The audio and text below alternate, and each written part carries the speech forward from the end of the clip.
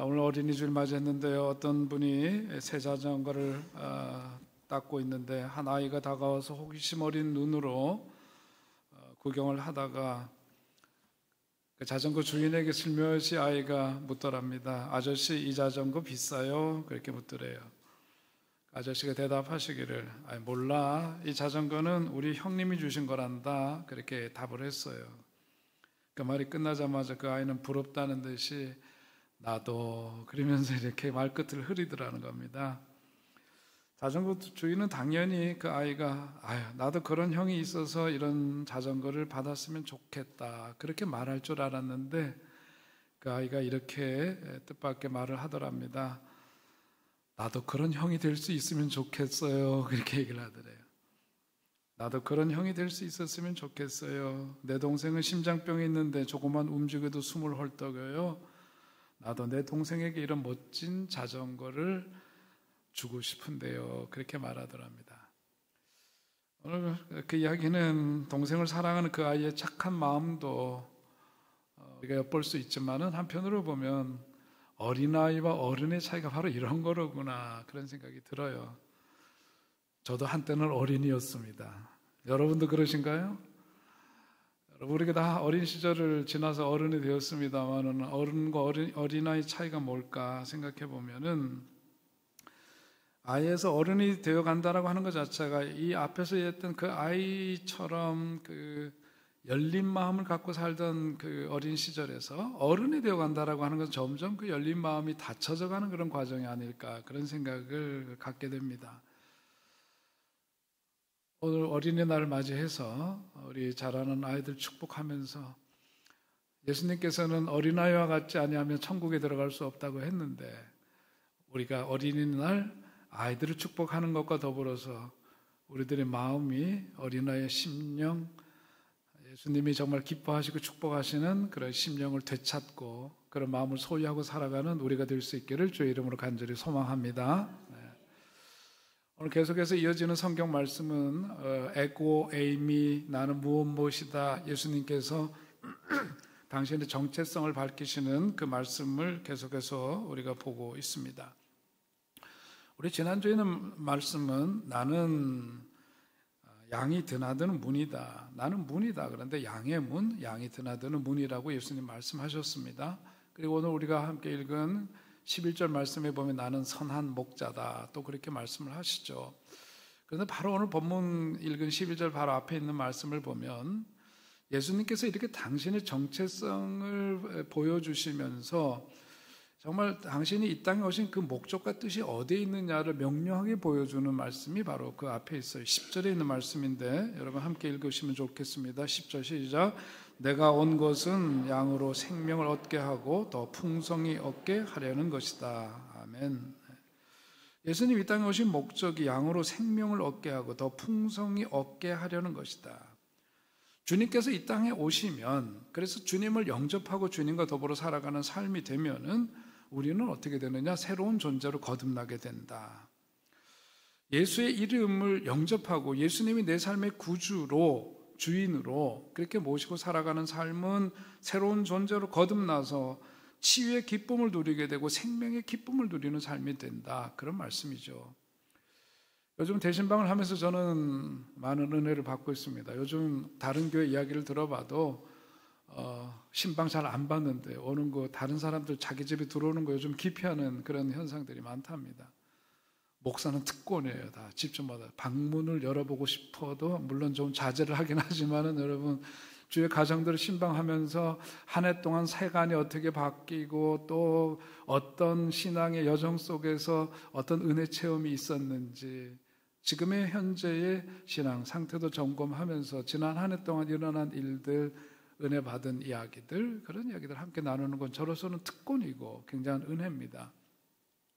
처음 교회를 나오시는 분들, 그래서 처음 그 가정을 신방했을 경우에는 더 긴 이야기를 들 수가 있죠. 그동안 어떻게 사셨고 어떻게 오늘 우리 교회 한 식구가 될 수 있었는지, 그런 이야기들을 듣고 있노라면 참 감사하고 목회하면서 받는 특별한 은총이구나, 그런 생각을 갖게 됩니다.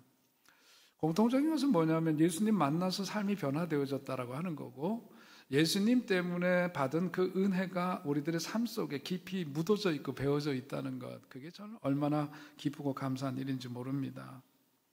병들었던 이가 예수님 만남으로 인해서 자리에서 털고 일어나는 역사가 있게 되고, 귀신 들렸던 사람이 예수님 만남으로 인해서 정신이 온전해질 뿐만 아니라 새 삶을 살게 되는 역사가 있게 됩니다.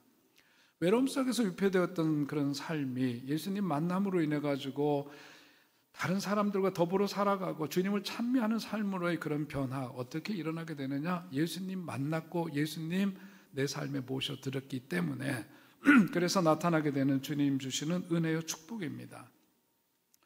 예수님 이 땅에 오신 목적이 바로 거기에 있고, 예수님 만나면 그런 역사가 반드시 있게 되는 거예요.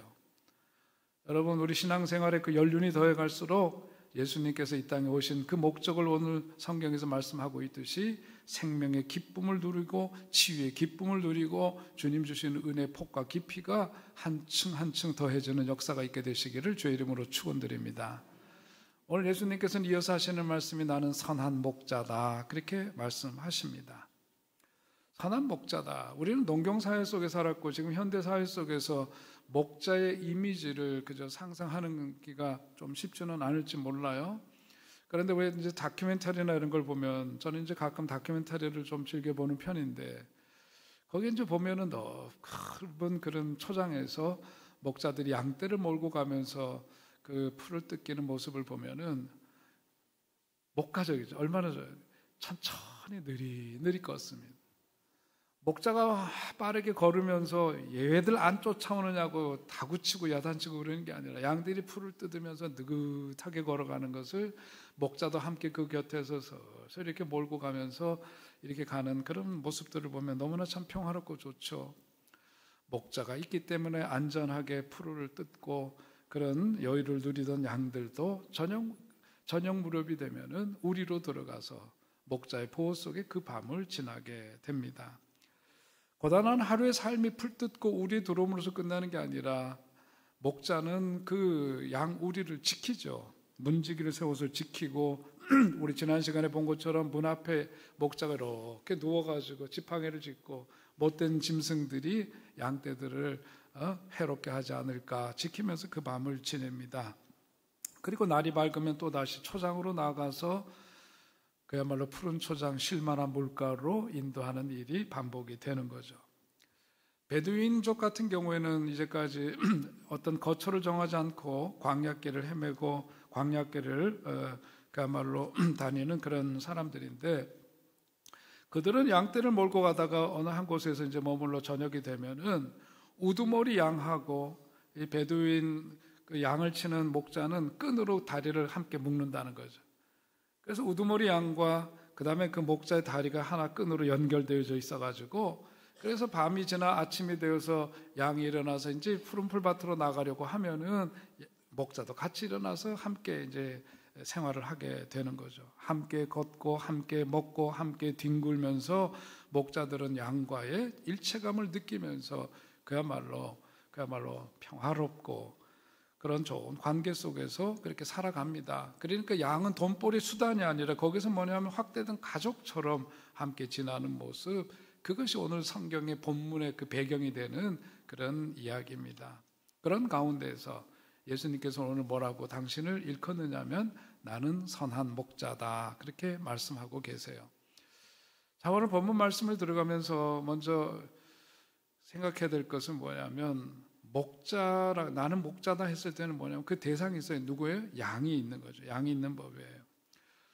오늘 성경 말씀을 대하면서 먼저 드는 생각은 뭐냐면, 우리가 살아가면서 내가 누구인지를 아는 것이 너무 중요하다라고 하는 겁니다. 유명한 정신과 의사 칼 로저스가 이야기하기를, 내가 누구인지를 알 수 있다면 아마 정신병동에 있는 많은 사람들이 집으로 돌아가야 할 것이다, 그런 이야기를 한 적도 있습니다.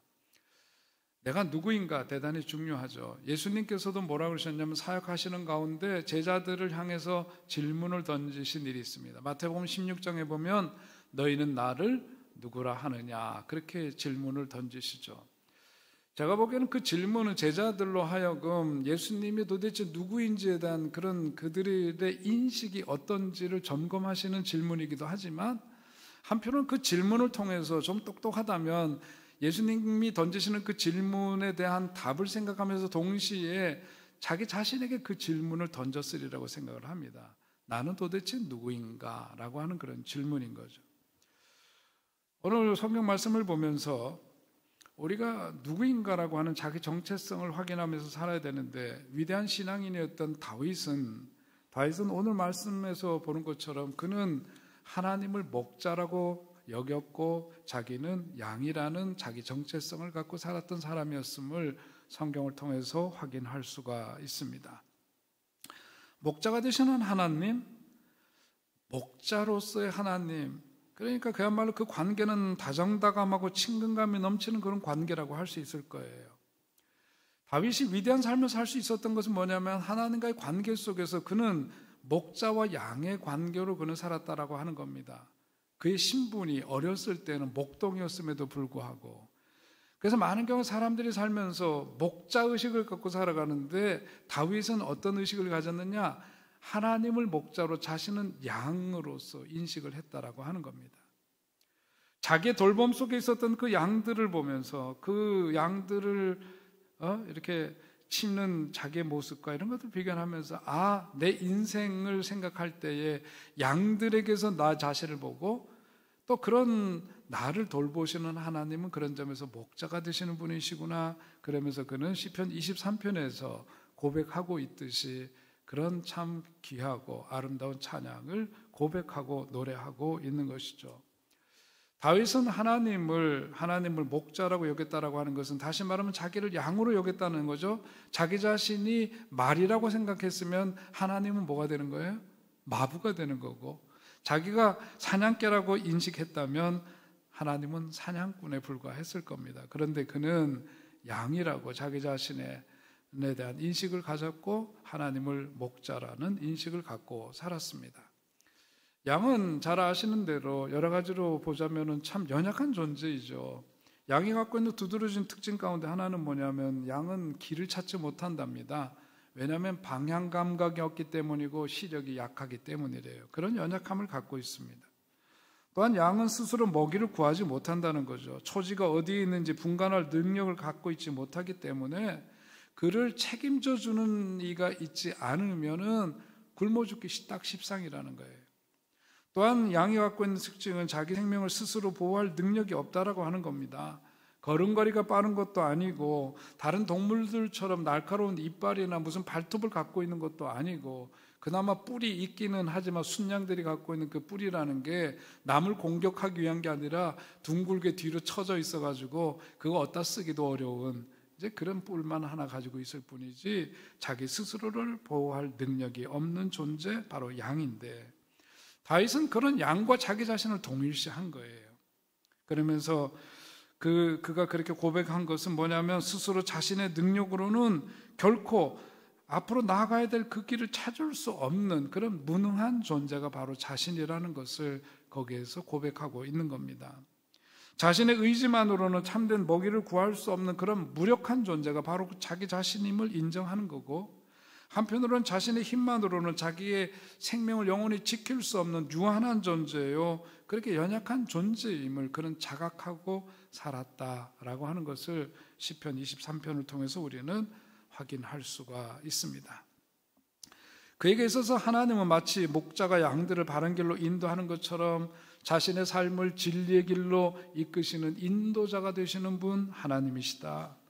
양들의 먹이를 책임져 주시는 목자처럼 자신을 위한 영원한 그런 양식을 공급해 주시는 분 하나님이시다. 어떤 맹수의 공격으로부터도 그 목자가 양을 지키듯이 자기의 생명을 영원토록 책임져 주시는 보호자가 되시는 분 우리 하나님이시다. 그것을 그는 깨달았기에 그는 그런 고백을 하면서 아름다운 찬양으로 자신의 신앙을 고백합니다. 그 고백이 바로 시편 23편 아니겠어요? 우리 1절로부터 3절까지만 함께 읽어보실까요? 시작. 여호와는 나의 목자시니 내가 부족함이 없으리로다. 그가 나를 푸른 초장에 누이시며 쉴만한 물가로 인도하시는도다. 내 영혼을 소생시키시고 자기 이름을 위하여 의의 길로 인도하시는도다. 아멘. 우리의 고백이 될 수 있기를 주의 이름으로 축원드립니다. 여러분, 다윗이 위대한 삶을 살 수 있었다는 것은 그도 흠이 많았고 허물도 많았지만 위대한 삶을 살 수 있었던 것은 뭐냐면 자기 인식이 바르게 되어 있어서 그래. 하나님과의 관계 속에서 자기 자신이 누구인지를 바로 알았기 때문입니다. 우리도 그러해야 합니다. 우리도 나라는 자신을 가만 보면은 나도 알고 남도 아는 내가 있어요. 표면적인 자아라고 얘기를 합니다.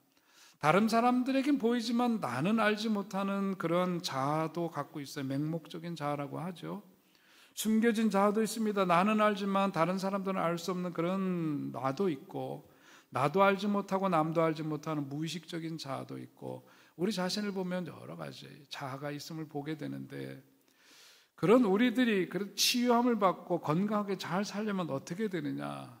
물론 이런 부분에 전문가의 도움을 받고 그래야 그런 것도 방법일 수 있겠지만, 우리 신앙인의 삶 속에서는 보자면 뭐냐면 어떤 그 내 삶을 주장하시고 이끄시는 분이 계시다. 그분이 우리 하나님이시다. 그분에 대한 신뢰를 갖고 살아가는 거예요.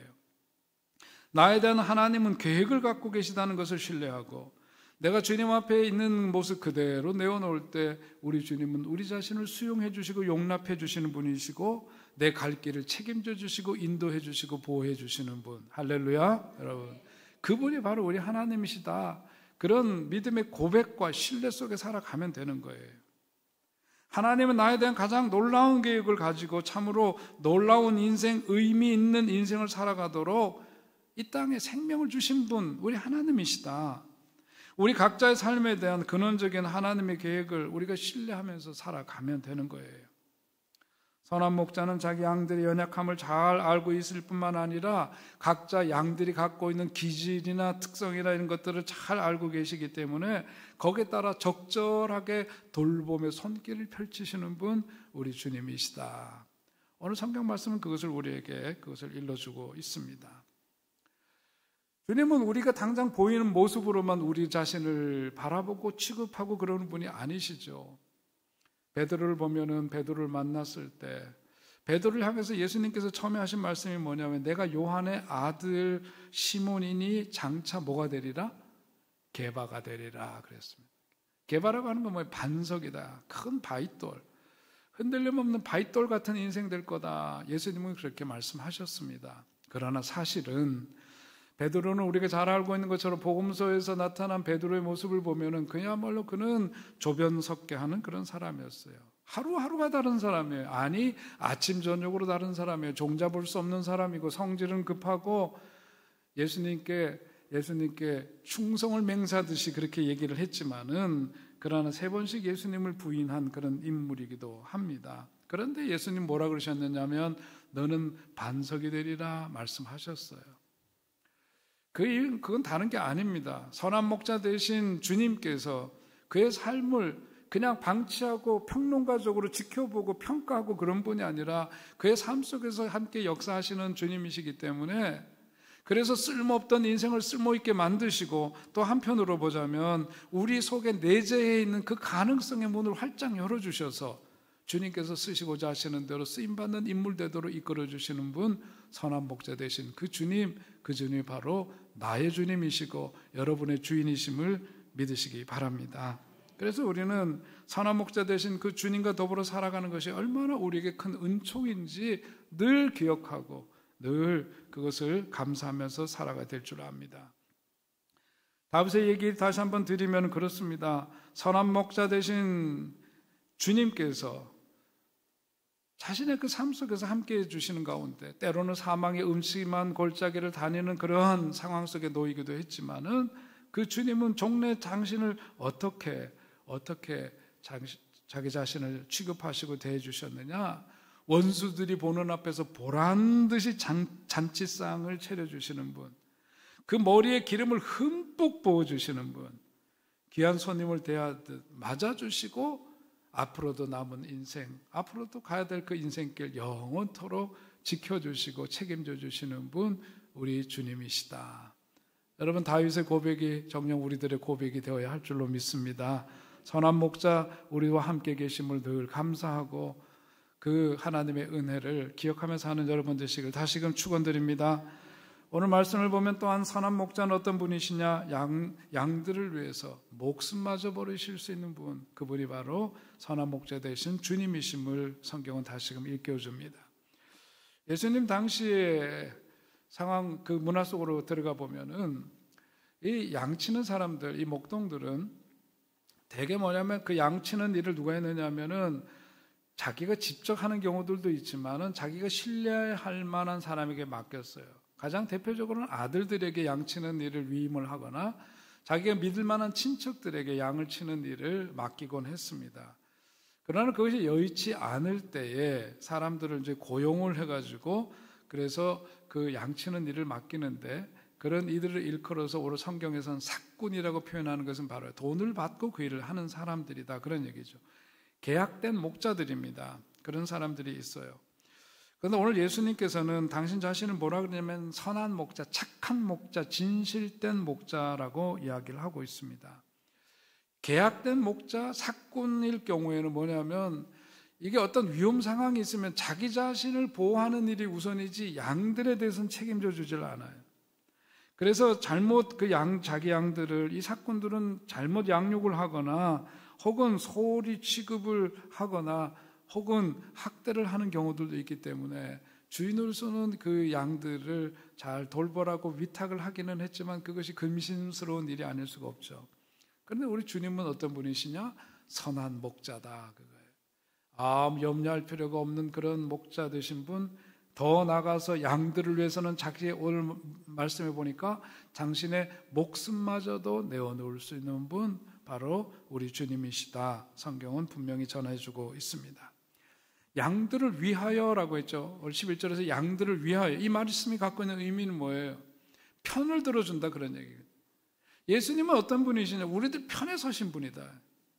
살아가면서 우리들이 정말 허전하고 믿고 있었던 사람들에게 배신을 당하기도 하고 별의별 오만 가지 일을 다 당하면서 살아가는 것이 우리들의 인생의 엄연한 현실인데, 우리 주님은 어떤 분이시냐? 선한 목자 되신 우리 주님은 양들을 위하여 그랬어요. 당신의 이익을 먼저 헤아리거나 양들을 통해서 무언가 혜택을 받거나 이런 것을 염두에 두거나 집착하는 분이 아니라 오직 양들을 위해서, 양들의 편에 서서 먼저 헤아리고 지켜주고 보호해주고 그들에게 득이 되고 덕이 되는 일이 무엇인가를 헤아리는 존재, 그분이 바로 선한 목자가 되신다라고 하는 겁니다. 나쁜 목자는 양의 생명에 관심을 기울이지 않아요. 양으로부터 어떤 혜택을 받고 어떤 이익을 취할 건가, 거기에 주목합니다. 욕심에 가려져서 어떤 양들의 안위에 대해서는 별로 신경을 쓰지 않는 게 나쁜 목자라면, 선한 목자는 양들의 그 생명 자체에 관심을 갖고 있죠. 양들을 위해서 자기 자신 해야 될 일이 무엇이고 무엇을 해줄 수 있는지에 대한 생각을 먼저 하는 게 선한 목자입니다. 더 나아가서 양을 위해서 고난받기를 주저하지 않는다. 심지어는 자기 자신의 생명을 내어주는 것, 그런 상황에서는, 위험한 상황에서는 기꺼이 자기 생명을 맞바꿀지언정 양을 소홀히 하지 않는 존재, 선한 목자다. 여러분, 그런데 오늘 말씀은 뭐예요? 그런 사랑으로, 그런 돌봄으로, 그런 의지를 가지고 우리를 지켜주시고 보호해주시는 분, 선한 목자 되신 주님이십니다. 우리는 그 주님과 함께 더불어 살아가는 인생을 살고 있는 거예요. 얼마나 귀하고 감사하고 복됩니까? 저도 가끔 보면은, 저도 그렇고 제 아내도 그렇고 몸이 아픈 때가 있어갖고, 아이고 또 여기가 이렇게 아프네, 그리고 그러면은요, 아유 많이 힘들겠네, 그리고 곧이어서 뭐 나도 아파 그러죠. 이렇게 보면 어디 아프다 그러면 말 떨어지기 무섭게 나도 여기도 아프고 저기도 아프고.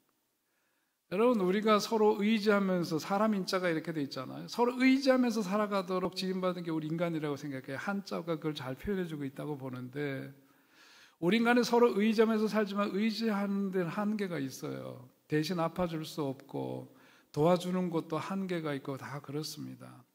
그런데 변함없이 어떤 상황 속에 있더라도 그야말로 다윗의 고백처럼 사망의 음침한 골짜기, 다시 말해서 죽음의 문턱에 서 있는 그 막바지에 헐떡거리는 그런 순간에서조차도 어떻게 우리 주님께서는 우리를 인도해 주시고 우리를 보호해 주시고 책임져 주시는 분, 우리 주님이시다, 그거예요. 여러분, 그 이야기는 한편으로 보자면은 저는 교회와도 연관지어서 교회를 이끌어서 그리스도의 몸이라고 하잖아요. 교회는 그런 곳이 또한 되어야 할 줄 압니다.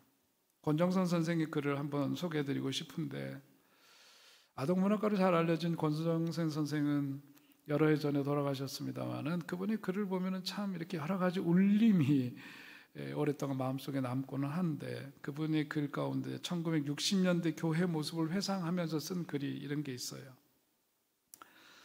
나는 예배당 문간방에 살면서 새벽종을 울리던 때가 진짜 하나님을 만나는 귀한 시간이었는지 모른다. 특히 추운 겨울날 캄캄한 새벽에 종줄을 잡아당기면 유난히 빛나는 별빛을 바라보는 상쾌한 기분은 지금도 그리워진다. 1960년대만 해도 농촌교회 새벽기도는 소박하고 아름다웠다. 전기불도 없고 석유 램프불을 켜놓고 차가운 마룻바닥에 꿇어앉아 조용히 기도했던 기억은 성스럽기까지 했다. 교인들은 모두 가난하고 슬픈 사연들을 지니고 있어 가식 없는 대화를 나눌 수 있었고, 그 중에 6.25 때 남편을 잃고 외딸 하나 데리고 살던 김아무개 집사님의 찬송가 소리는 가슴이 미어지도록 애절했다. 새벽기도 시간이면 제일 늦게까지 남아서 부르던 고요한 바다로 그 찬송가는 그분의 전속곡이었다. 마지막 4절에 이 세상 고락간 주 뜻을 본받고 내 몸이 의지 없을 때 큰 믿음 줍소서 하면서 흐느끼던 모습은 보는 사람들을 숙연하게 했다. 가난한 사람의 행복은 이렇게 욕심 없는 기도를 할 수 있기 때문이다.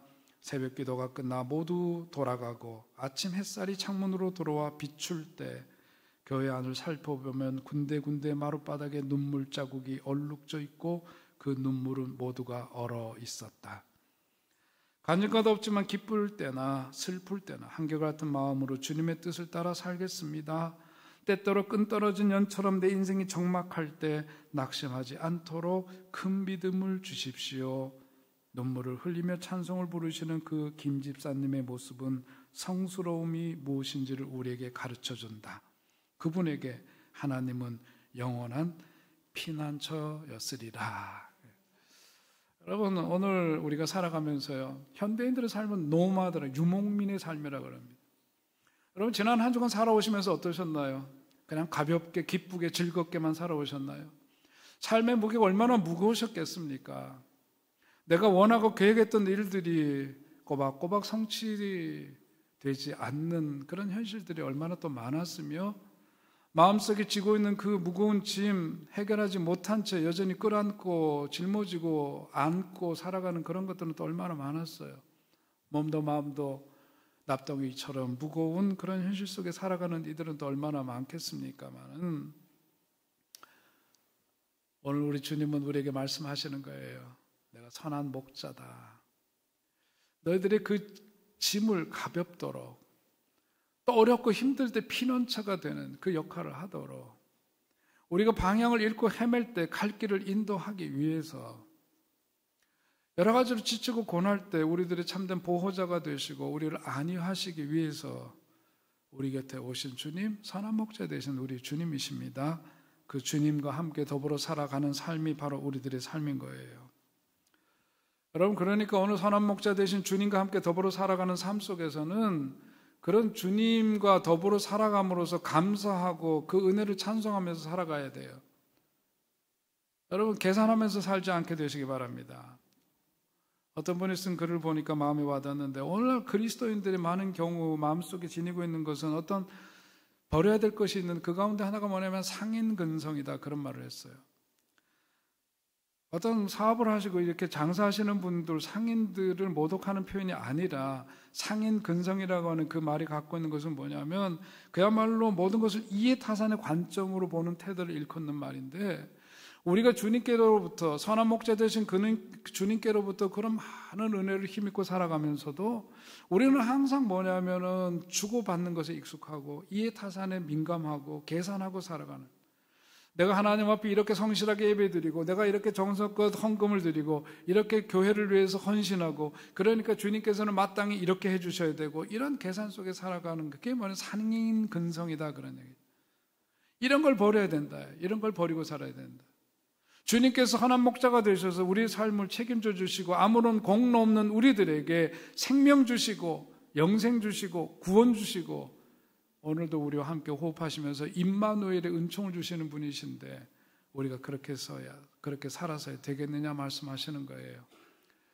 우리 주님은 우리를 위해서 당신의 생명마저도 내어주시는 선한 목자 되십니다. 그분이 우리의 삶을 책임져 주신다는데 할렐루야. 여러분 용기를 가지시고 그분을 의탁하면서 세상 식대로 우리가 살지 않는 우리가 될 수 있기를 주의 이름으로 간절히 축원드립니다.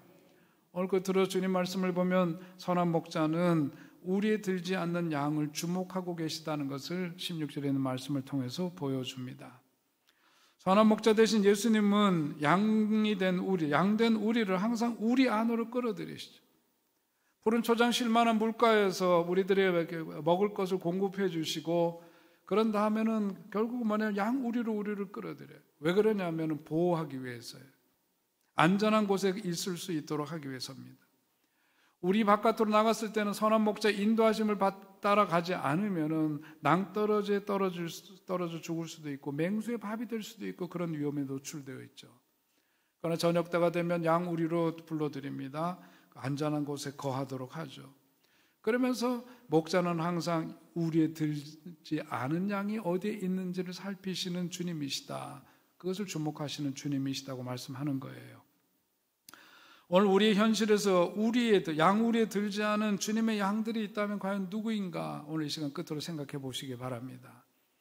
양 우리에 들지 않은 이들, 아직도 예수님을 알지 못하고 믿지 못하는 이들도 포함되어 있거니와 주님의 몸된 우리 교회, 선한 목자 되신 우리 주님의 몸이 된 이 교회 바깥으로 나가서 아직도 이 울타리로 들어오지 못하고 헤매고 있는 이들, 우리 밖에 있는 우리에 들지 못한 양들일 거예요.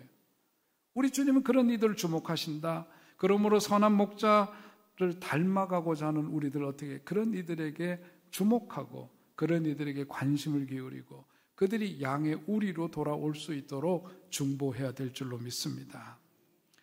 주님께서 이 양 우리로 들어오지 않은 양들을 보면서 노심초사하시는 그 마음이 우리들의 마음이 되어야 한다는 얘기죠. 오늘 그 밖에도 이 양 우리에 들지 못한 사람들을 세상적으로 보자면 어떤 사람들일까요? 가난 때문에, 질병 때문에 혹은 전쟁 때문에 육체적으로 감정적으로 주지인 사람들, 정욕의 노예가 되어서 썩어질 것들에만 마음을 두고 살아가는 그런 사람들, 힘을 숭상하면서 사는 사람들, 아직도 그래서 여전히 주님의 품으로 돌아오지 못하고 세상 속에서 그렇게 살아가는 이들, 우리에 들지 않는 이들일 거예요. 주님은 그런 이들을 주목하신다. 그러니 선한 목자와를 닮아가려고 하는 우리들 역시 그들을 주목하고 그들을 주님 품으로 안내하고 인도하는 일에 최선을 다하는 우리들이 되어야 할 줄로 믿습니다. 오늘 무엇보다 여러분, 주님은 내가 나를 아는 것보다 우리 자신을 더 잘 아세요. 그리고 우리를 위해서는 기꺼이 당신의 생명마저도 목숨마저도 기꺼이 내어주는 그 사랑으로 우리를 살피시고 돌보시는 피난처 되시고 선한 목자 되신 주님이 우리와 함께 하십니다. 힘을 내시기 바랍니다. 한 주간 동안도 그래서 승리하시기 바라고 우리에 들지 않는 양들에 대한 관심을 주님이 주목하시고 관심을 기울이듯이 우리도 세상 속에서 아직도 이 교회의 품으로 주님의 품으로 들어오지 않는 이들을 위해서 중보하면서 거룩하신 주의 뜻을 힘껏 이루어가는 우리 모두가 될 수 있기를 주의 이름으로 축원드립니다. 하나님 아버지 은혜와 사랑을 감사합니다. 선한 목자 되신 주님께서 우리의 삶의 주인이 되셔서 우리의 삶을 친히 책임져 주시고 보호해 주시고 인도해 주시오니 곁눈질하며 살아가지 않게 하시고 주님께서 인도하시는 대로 순종에 따라가는 우리들 되게 하여 주시옵소서. 특별히 오늘 주님 주신 말씀의 은혜를 힘입어서 양 우리에 들지 않는 이들 주님의 그 마음으로 우리도 살피고 그들을 주목하고 그들을 주님께로 인도하는 일에 최고 최선의 삶을 살아가는 우리들 되게 하여 주시옵소서. 삶의 현실이 고단하고 지치고 삶의 무게에 짓눌려 있을 때라도 선한 목자 되신 우리 주님께서 내 삶을 친히 안위하시니 주님만을 의지하면서 하나님만을 의지하고 바라보면서 주님과 또한 함께 걷고 동행하면서 우리에게 주어진 현실들 넉넉히 이기며 나아가는 하나님의 사람들 다 되게 하여 주시옵소서. 마음껏 축복해 주실 줄로 믿사옵고 예수님의 이름으로 기도하옵나이다. 아멘.